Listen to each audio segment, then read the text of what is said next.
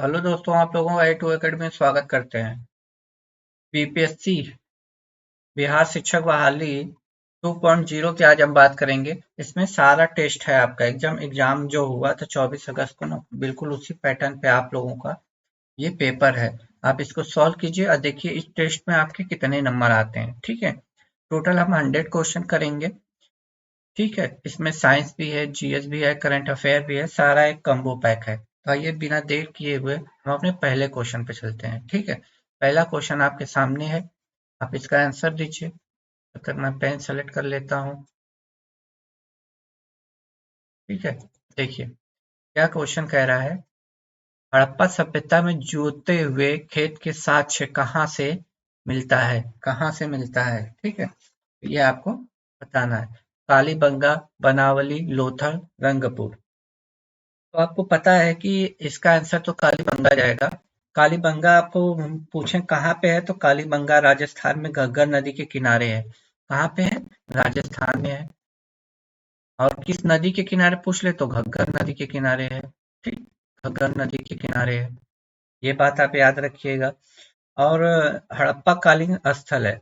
यहाँ जूते हुए खेत के साथ के अलावा और क्या क्या मिले हैं, तो ईंटें मिले हैं, चूड़ियां मिली हैं, लकड़ी की नाली आदि के साक्ष्य मिले हैं। तो इस क्वेश्चन से इतना आप याद रखिएगा। अशोक द्वारा कलिंग का युद्ध किस वर्ष लड़ा गया था? तो आपको पता होगा, जब अशोक का जब अभिषेक हुआ था उसके 8वें वर्ष में, 8वें वर्ष 261 ईसा पूर्व में अशोक ने कलिंग पर आक्रमण किया था, जिसमें 1 से ज्यादा लोग मारे गए थे। लगभग 1 लाख 1.5 लाख के आसपास बंदी बनाए गए थे। तो अशोक ने कलिंग पर युद्ध किस वर्ष लड़ा था? तो 261 ईसा पूर्व। मौर्य काल में चारागाह के अध्यक्ष की बात हो रहा है। चारागाह के अध्यक्ष को क्या कहा जाता था मौर्य काल में? तो इसका आंसर आपको बताना है। ठीक है, तो इसको हम कहते थे विविक्ता अध्यक्ष। ऑप्शन सी चला जाएगा, विविक्ता अध्यक्ष। ठीक है, और शास्त्र के 26 प्रकार के अध्यक्ष का वर्णन है, जिसमें से चारागाहों के अध्यक्ष का विविता अध्यक्ष कहा जाता है। ठीक है, आगे चलते हैं। आपके सामने अगला क्वेश्चन है, गुप्त काल में पुंग किसे कहते हैं? पुंग किसे कहा जाता था? पुंग। तो गुप्त काल में न्याय व्यवस्था में सम्राट सर्वोच्च न्यायाधीश अधिकारी होता था। ठीक है, तो इसी को हम न्यायालय कहते थे। पुंग को हम न्यायालय कहते थे, याद रखिएगा, न्यायालय। ठीक है, गुप्त काल में पूछे पुंग किसे कहा जाता था, तो न्यायालय को कहा जाता था, न्यायालय को। ठीक है, न्यायालय को। निम्नलिखित में से कौन सी रचना हर्षवर्धन द्वारा नहीं है? ये इस नहीं पे गौर कीजिएगा, इन चारों में से एक नहीं है, तो वो आपको बतानी है। ठीक है, तो काव्य दर्शन, इसमें जो काव्य दर्शन है वो हर्षचरित द्वारा नहीं लिखी गई है। काव्य दर्शन का शंकराचार्य दंडी ने किया था। इसकी इसकी रचना अ, आपके अलंकार शास्त्राचार्य दांडी ने किया था। अन्य सभी रचनाएं हर्षवर्धन की है। नागनंदा, रत्नावली, प्रियदर्शिका। ठीक है, प्रियदर्शिका, ये सारी रचनाएं आपकी हर्षवर्धन की। मंदसौर अभिलेख का संबंध किस शासक से है? मंदसौर की बात हो रहा है। आपको पता होगा, यशोवर्धन, यशोवर्मन का नाम आप सुने होंगे, यशोवर्मन। इनकी ये मंदसौर अभिलेख, मालवा के शासक थे ये। मालवा के शासक यशोवर्मन के सैनिक उपलब्धियों का वर्णन है। ठीक है, तो ये इनके हैं। आगे चलते हैं। मोहम्मद गोरी को भारत में पहली बार किसने पराजित किया था? किसने पराजित किया था? ठीक है, मोहम्मद गोरी को किसने पराजित किया था? तो भीम द्वितीय ने किया था। किसने किया था? भीम द्वितीय ने किया था। भीम द्वितीय। गौरी का प्रथम आक्रमण 1175 ईस्वी में मुल्तान पे हुआ था। कब हुआ था? 1175 ईस्वी पे हुआ था। 1175 ईस्वी में मुल्तान पर किया था। और 1178 ईस्वी में मोहम्मद गोरी ने गुजरात पर आक्रमण किया था, परंतु भीमद्वितीय ने उसे माउंट आबू पर्वत के निकट पराजित किया था। ठीक है, जो उसकी पहली पराजय थी भारत में। दिल्ली सल्तनत में विद्रोहियों के प्रति दुर्बल नीति किस शासक ने अपनाई थी? जो विद्रोही थे दिल्ली सल्तनत में, उनके प्रति दुर्बल नीति किसने अपनाई थी? क्वेश्चन कह रहा है तो जलालुद्दीन फिरोज खिलजी था ये। जलालुद्दीन फिरोज खिलजी था। जलालुद्दीन खिलजी वंश के संस्थापक माने जाते हैं, जो 1290 से खिलजी वंश का शासक 1290 से 1320 के में था। दुर्बल नीति इसी ने अपनाई थी। ठीक है। इसने एक वाक्य कहा था कि मैं एक वृद्ध मुसलमान हूँ और मुसलमानों का रक्त बहाने की मेरी आदत नहीं है। ठीक, ये इसने कहा था। ठीक है, आइए आगे चलते हैं।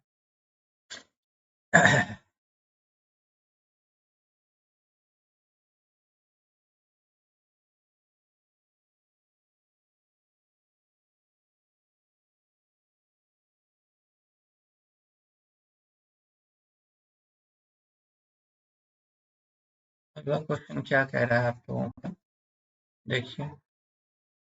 दिल्ली सल्तनत के किस सुल्तान ने सैनिक को नगद वेतन देने की प्रथा का आरंभ किया था?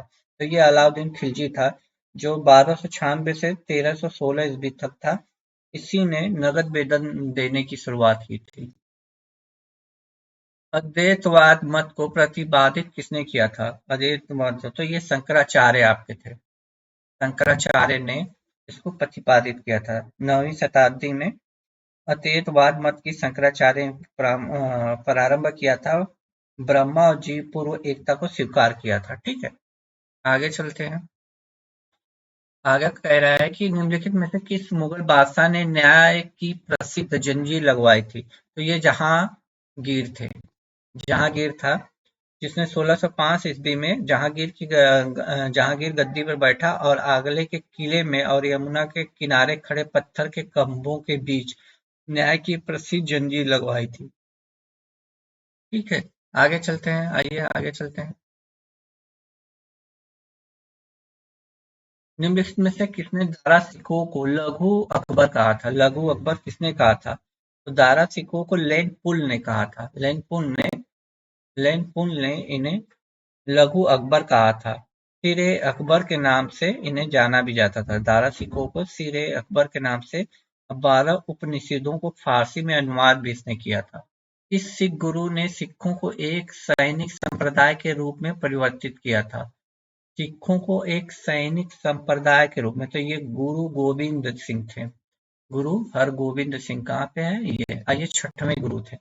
गुरु हरगोविंद सिंह थे, ये छठवें गुरु थे। ठीक है, इन्होंने ही किया था। आगे चलते हैं।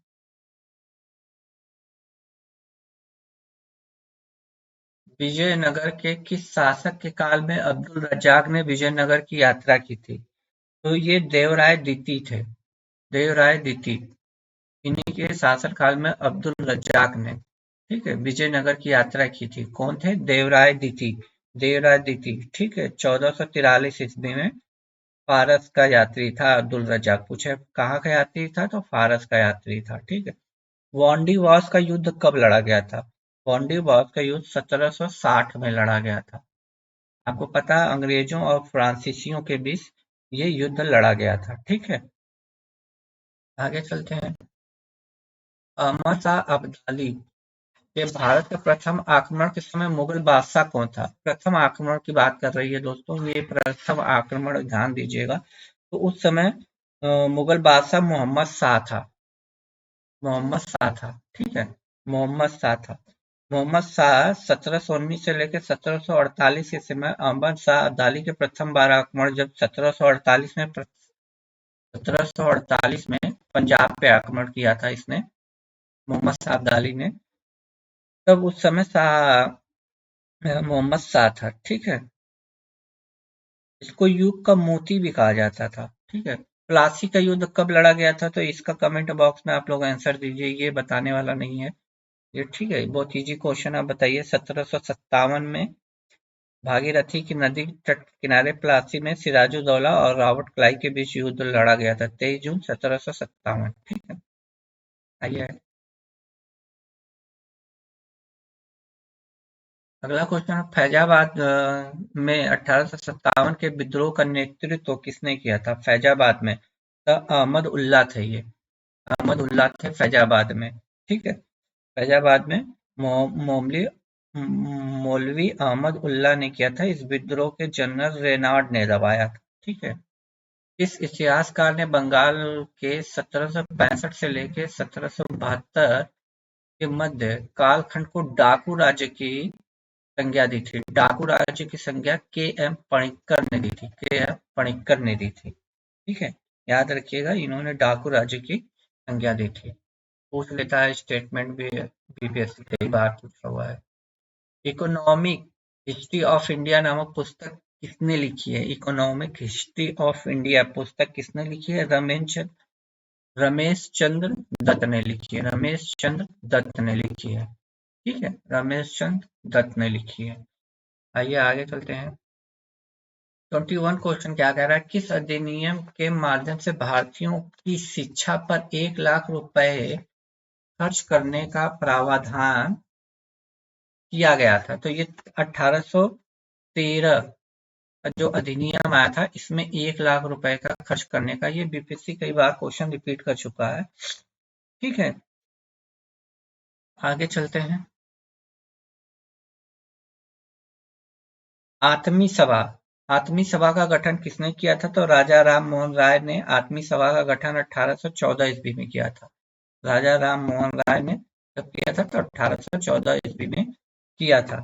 फिर वेदांत सोसाइटी की स्थापना इसके 2 साल बाद 1816 में वेदांत सोसाइटी की स्थापना। ठीक। और फिर कलकत्ता में यूनिटेरियम कमेटी की स्थापना 1823 में। और ब्रह्म समाज की स्थापना 1828 में। ये सारे राजा राम मोहन राय ने किया था। पूछेगा आत्मी सभा का किसने किया था? तो राजा राम मोहन राय ने। वेदांत सोसाइटी 1816 में। कलकत्ता में यूनिटेरियम कमेटी 1823 में। ब्रह्म समाज की स्थापना 1828 में राजा राम मोहन राय ने। अलीगढ़ आंदोलन के संस्थापक सर सैयद अहमद खान थे। सर सैयद अहमद खान 1875 में अलीगढ़ आंदोलन के संस्थापक सर सैयद अहमद खान थे। ठीक है, इन्होंने ही इसकी शुरुआत किया था। ठीक है, आगे चलते हैं। पागलपंथी विद्रोह किसके नेतृत्व में हुआ था? पागलपंथी विद्रोह की बात कर रहा है तो कमर शाह के नेतृत्व में हुआ था। कमर शाह। पागलपंथी विद्रोह कमर शाह के नेतृत्व में हुआ था। ठीक है। यह धार्मिक पंथ सत्य, असमानता एवं बंधुता आदि पर बल देता है। ठीक है। 1881 का प्रथम कारखाना अधिनियम किस वायसराय काल में पारित हुआ था? तो लॉर्ड रिपन थे ये। 1881 में लॉर्ड रिपन थे। प्रथम कारखाना अधिनियम लागू हुआ था। इसमें 7 वर्ष से कम उम्र के बच्चों पर काम पर प्रतिबंध लगा दिया गया था। कितने वर्ष के? 7 साल के बच्चों से कम उम्र पे। ठीक है, आगे है क्वेश्चन, देखिए क्या कह रहा है हमारा।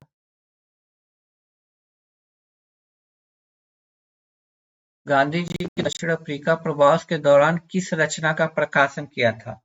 तो इंडियन ओपिनियन। दक्षिण अफ्रीका में ही इन्होंने इसका प्रकाशन किया था, इंडियन ओपिनियन का। ठीक है, इंडियन ओपिनियन।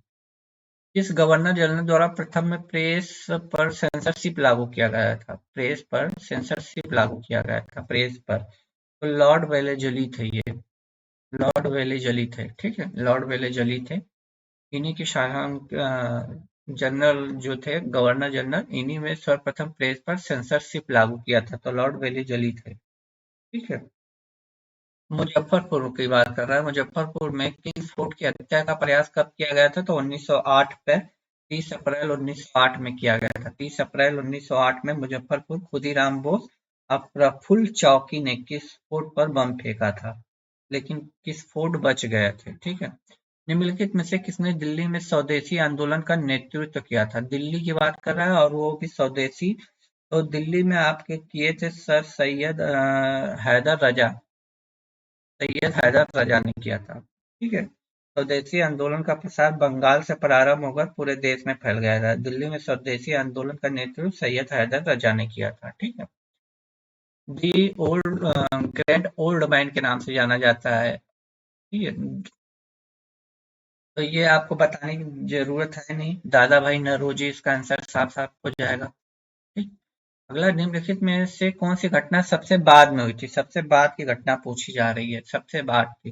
तो आपको पता होगा असहयोग आंदोलन कब हुआ था? 1920 में हुआ था। ठीक। आपको इसको पता होगा, स्वराज पार्टी आपको पता होगा 1923 में हुआ था। खेड़ा आंदोलन महात्मा गांधी चंपारण के बाद किए थे, आपको पता होगा, चंपारण के बाद किए थे। चंपारण 1917 आपको याद है। सबसे बाद में आपको कौन सा दिख रहा है? स्वराज पार्टी का गठन ही दिख रहा है। ठीक, स्वराज पार्टी का गठन सबसे बाद में। जलियांवाला हत्याकांड के विरोध में किसने अपनी सर की उपाधि लौटा दी थी? तो रविन्द्रनाथ टैगोर थे। 1919 में रविन्द्रनाथ टैगोर, इन्होंने वापस कर दी थी। महात्मा गांधी ने कौन सी उपाधि वापस की थी, आप बताइए?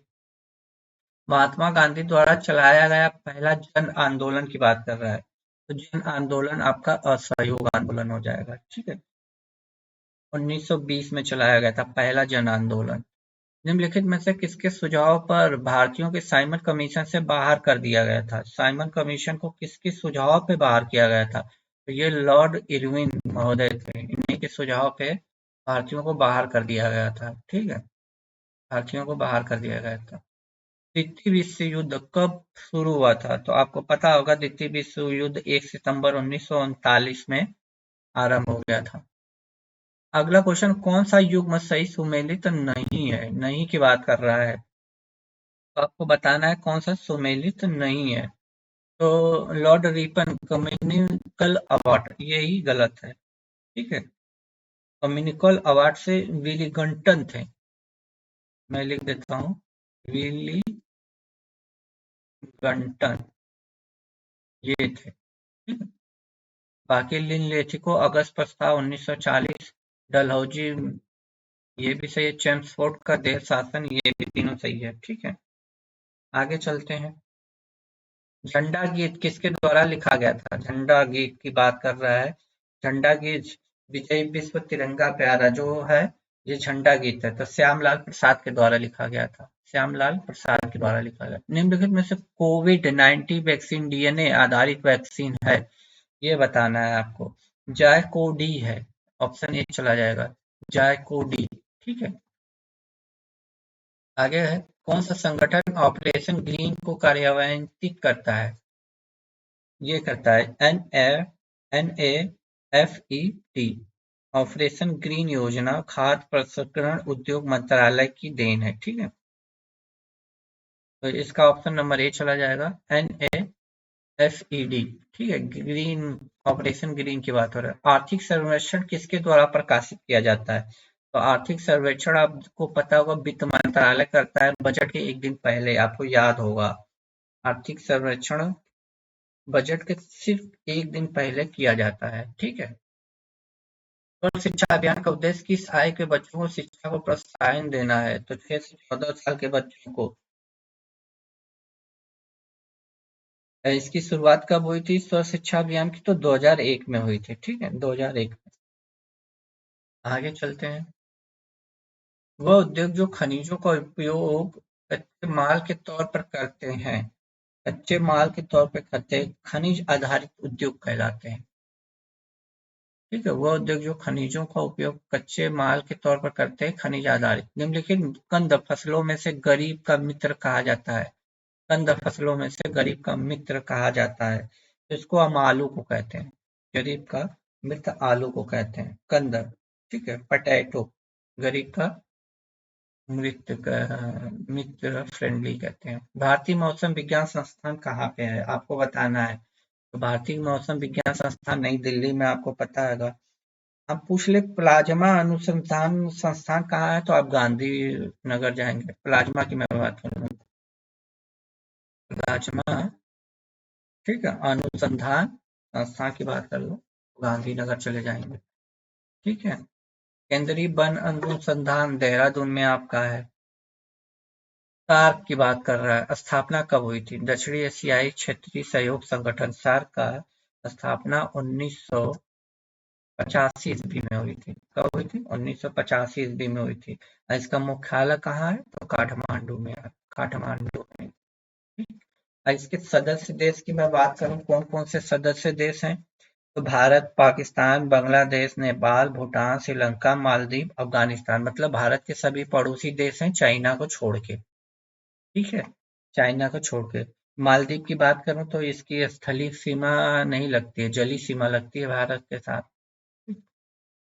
चाइना को छोड़ के सबको गिन लीजिएगा। देखिए कौन सा सुमेलित नहीं है। मैकमोहन रखा भारत और चीन, ये तो बिल्कुल सही है ना। रहीम है यहाँ पे, ये रहीम है, ये यही आपका गड़बड़ लग रहा है। ठीक है, आगे देख लेते हैं। मेक रहीम मेक रहीम रेखा जो है आपका रूस और फिनलैंड है। हाँ, ये रूस और फिनलैंड के बीच में है। हिंडनबर्ग रेखा आपका जो है जर्मनी और पोलैंड के बीच है। मैगनी नॉट रेखा फ्रांस और स्पेन के बीच, ये गलत है। ठीक है, यही गलत है। मैगनी नॉट रेखा जर्मनी और फ्रांस के बीच है। जर्मनी और फ्रांस के बीच है। ठीक है, जर्मनी और इंदिरा गांधी परमाणु अनुसंधान केंद्र कहाँ पे है? तो ये तमिलनाडु में आपका इंदिरा गांधी परमाणु अनुसंधान केंद्र। ठीक है, ये 1971 में स्थापित किया गया था। ठीक है, आगे चलते हैं। अंडमान निकोबार द्वीप समूह कितने द्वीपों का नाम परमवीर चक्र विजेताओं के नाम पे रखा गया? तो ये 21 लोग हैं। 21 लोगों का नाम सुभाष चंद्र बोस जैसे लोगों का नाम रखा गया है। ठीक है, दुनिया की पहली तरल हाइड्रोजन संचालित नौका का नाम क्या रखा गया है? नौका का नाम एम एफ हाइड्रा रखा गया। M F hydra. ठीक है, एम एफ हाइड्रा रखा गया है। आइए 50वें क्वेश्चन पे चलते हैं। भारतीय अंतरिक्ष अनुसंधान इसरो ने अपने 12 वर्ष के पुराने उपग्रह मेघा टॉक्सिस को किस महासागर में गिराया था? तो प्रशांत महासागर में गिराया था 10 मार्च 2023 को। ठीक है, तित्वनी राबुका किस देश के नए प्रधानमंत्री बने हैं? ये फिजी के हैं। फिजी के नए प्रधानमंत्री बने हैं। ऑस्ट्रेलिया ओपन 2023 का पुरुष एकल पुरस्कार किसने जीता है? तो नोवाक जोकोविच ने जीते हैं। नोवाक जोकोविच ने जीते हैं। आगे चलते हैं। हाल ही में किस भारतीय संस्थान ने कृत्रिम हृदय तैयार करने में सफलता हासिल की है? किसने किया है? आईआईटी कानपुर ने किया। आईआईटी कानपुर में। इस वर्ष भारत ऊर्जा स्वतंत्रता प्राप्त करने का लक्ष्य रखता है। ऊर्जा स्वतंत्रता की बात कर रही है तो ये आपका 2047 तक है। ठीक है, 2047 तक है। और यही पूछे शून्य कार्बन की बात करें, 2070 रखा गया है टारगेट। ठीक है, शून्य कार्बन की बात करें। मृदु उत्तक एक प्रकार का है। मृदु उत्तक एक प्रकार का क्या है? तो सरल उत्तक है। क्या है? सरल उत्तक। निम्न कथनों पे विचार करें। निम्न कथनों पे विचार करना है आपको। तो आइए हम देख लेते हैं। कवक एक क्लोरोफिल का अभाव होता है, ये तो बिल्कुल सही है। मशरूम बायोफाइटा के अंतर्गत आता, नहीं, गलत। शैवाल संवहनी पौधा, ये भी गलत। फेलोफाइटा वर्ग के पौधों को शरीर, जड़, तना, पत्तियों में विभेदित नहीं रहता, ये भी सही है। मतलब 1 और 4 किस ऑप्शन में है? ऑप्शन बी चला जाएगा। अगला क्वेश्चन है, संक्रमित पेयजल से फैलने वाला रोग जो गंदे हैं पानी पीने से होता है तो हेपेटाइटिस होता है। हेपेटाइटिस। दुधारू पशुओं के रोग एंथ्रेक्स होता है। दुधारू पशुओं के बैक्टीरिया से होता है। ठीक है, दुधारू पशुओं में जो रोग एंथ्रेक्स होता है वो बैक्टीरिया से होता है। बैक्टीरिया से। ठीक है, बैक्टीरिया से होता है। अगला, रसाकुर पाया जाता है। रसाकुर पाया जाता है किसमें पाया जाता है? छोटी आंत में पाया जाता है। किसमें पाया जाता है? छोटी आंत में पाया जाता है। आगे चलते हैं।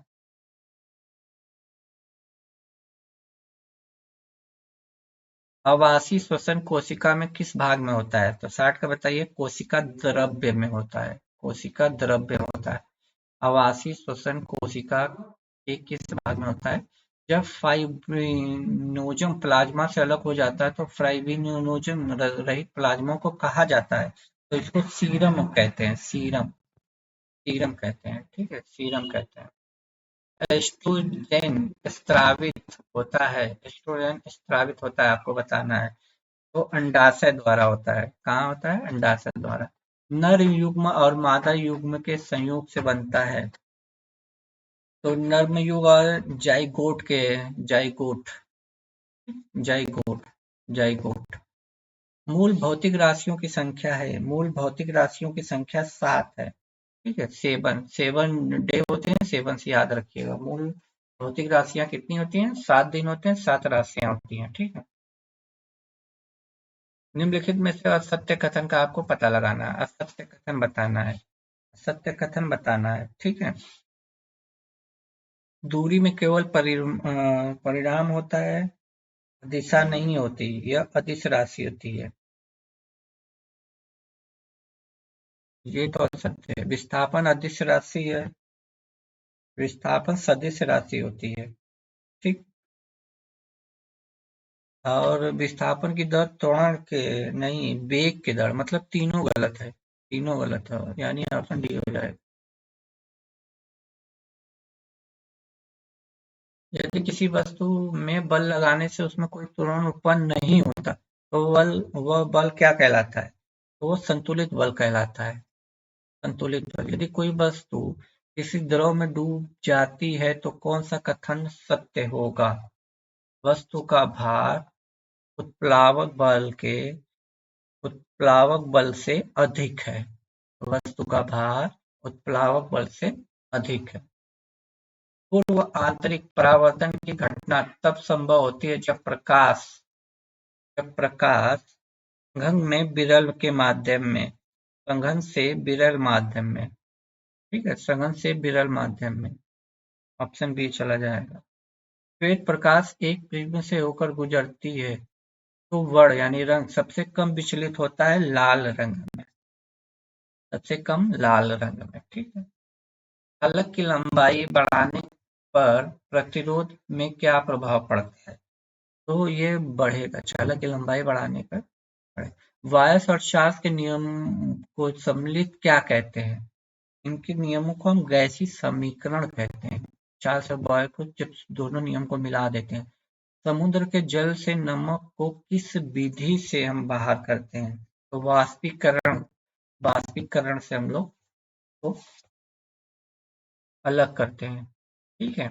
आगे चलते हैं। एक्वारेजिया में हाइड्रोक्लोरिक अम्ल और नाइट्रिक अम्ल का अनुपात होता है 1:3।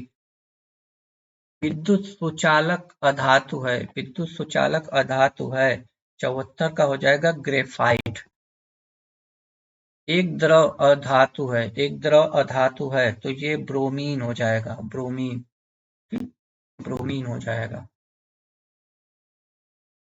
आगे चलते हैं। पिच ब्लेंड निम्नलिखित में से किस धातु का अयस्क है? पिच ब्लेंड, पिच ब्लेंड की बात कर रहा है तो यूरेनियम का है, यूरेनियम। रेडियो सक्रियता की खोज किसने की थी? तो हेनरी बेकेलेट ने की थी, हेनरी। ठीक है। आगे चलते हैं। अब देखिए संविधान के क्वेश्चन यहाँ से चालू आपके। भारतीय संविधान के संसद के दोनों सदनों की संयुक्त बैठक का प्रावधान किस देश के संविधान से लिया गया है? तो ये ऑस्ट्रेलिया के संविधान से लिया गया है। राज्यपाल को पद की शपथ किसके द्वारा दिलाई जाती है? तो ये उच्च न्यायालय के मुख्य न्यायाधीश, जो स्टेट के मुख्य न्यायाधीश होते हैं, के द्वारा दिलाई जाती है। भारतीय संविधान के किस संशोधन द्वारा पंचायती राज व्यवस्था को संवैधानिक दर्जा दिया गया था? 73वां संविधान संशोधन आपको याद होगा, पंचायती राज व्यवस्था को दिलाया गया। 74वां संविधान संशोधन आपको नगर पालिका के संघ लोक सेवा आयोग की रिपोर्ट किसको प्रस्तुत की जाती है? तो ये राष्ट्रपति को की जाती है, संघ लोक सेवा आयोग की। अगला क्वेश्चन क्या कर रहा है? निम्नलिखित में से किस अधिनियम द्वारा भारत के प्रांतों को स्वायत्तता प्रदान की गई थी? किस अधिनियम? तो भारत शासन अधिनियम, भारत सरकार अधिनियम 1935। अगला क्वेश्चन क्या कह रहा है कि डैश का मतलब सर्वोच्च न्यायालय मामले और उसमें शामिल कानूनी मुद्दों पर पुनर्विचार करेगा। तो अपीली क्षेत्राधिकार होता है, अपीली क्षेत्राधिकार। भारतीय संविधान की अंतिम व्यवस्थापक है, अंतिम की बात कर रहा है तो सर्वोच्च न्यायालय है, अंतिम सर्वोच्च न्यायालय हो जाएगा आपका। समाजवादी अर्थव्यवस्था में उत्पादन के सभी कारक किसके स्वामित्व और नियंत्रण में रहते हैं? 85 का हो जाएगा राज्य। महालनबोसी मॉडल का संबंध किस पंचवर्षीय योजना से है? तो द्वितीय पंचवर्षीय योजना का नाम आपने सुना होगा। सेकंड पंचवर्षीय योजना जो थी उससे रिलेटेड है ये। जनगणना 2011 के अनुसार सर्वाधिक ग्रामीण जनसंख्या किस राज्य में है? सर्वाधिक ग्रामीण जनसंख्या किस राज्य में है? तो इनमें से कोई नहीं। ठीक है, इनमें से कोई नहीं। सबसे ज्यादा ग्रामीण जनसंख्या आपका हिमाचल प्रदेश में है, याद रखिएगा, एचपी में। ठीक है, एचपी इसमें दिया नहीं है। बिहार बजट 2023-24 के अनुसार बिहार का विकास दर कितने रहने का अनुमान है? 15.24, 15.24%।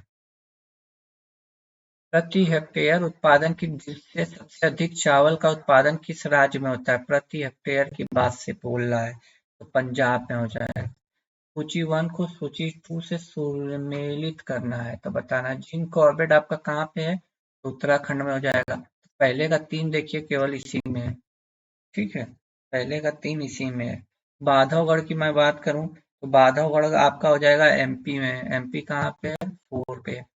दम्फा आपका पता होगा, दम्फा आपका कहाँ पे है? तो मिजोरम में है। और रणथंभौर आपका राजस्थान में है। ठीक, आगे चलते हैं। भारत में सर्वाधिक वर्षा किन क्षेत्रों में होती है? पश्चिमी घाट, पश्चिमी घाट, हिमालय क्षेत्र और मेघालय में। रिंग ऑफ फायर से अभिप्राय है। Ring of fire, ring of fire है प्रशांत महासागर में भूकंप एवं ज्वालामुखी से प्रभावित क्षेत्र। भूमध्य रेखा कितने देशों से होकर घूमती है? भूमध्य रेखा 13 देशों से होकर ठीक है, भूमध्य रेखा कितने देशों से होकर गुजरती है? तो 13 देशों से होकर गुजरती है। आपको इसमें बताना है कि जलधाराओं में से कौन सी जलधारा ठंडी जलधारा है। ठंडी जलधारा कौन सी है? तो ये सभी ठंडी जलधारा है। फॉकलैंड जलधारा, बेगुएला जलधारा, लेब्राडोर जलधारा, ये सभी है। निम्नलिखित में से कौन सा देश कैस्पियन सागर से सीमा नहीं बनाता? कैस्पियन सागर से सीमा इराक नहीं बनाता है। ठीक है, अजरबैजान है, ईरान है, कजाकिस्तान है। ठीक है, आगे चलते हैं। निम्न में से किस जिले की सीमा रेखा की लंबाई पश्चिम बंगाल से सबसे कम है? पश्चिम बंगाल से सबसे कम है तो पूर्णिया की है। पूर्णिया की। आगे चलते हैं।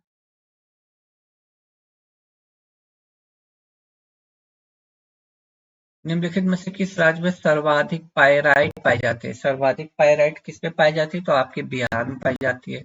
2011 की गणना के अनुसार बिहार में लिंगानुपात किस जिले में सर्वाधिक की बात कर रहा है? सर्वाधिक, तो ये गोपालगंज में है। सर्वाधिक गोपालगंज में है।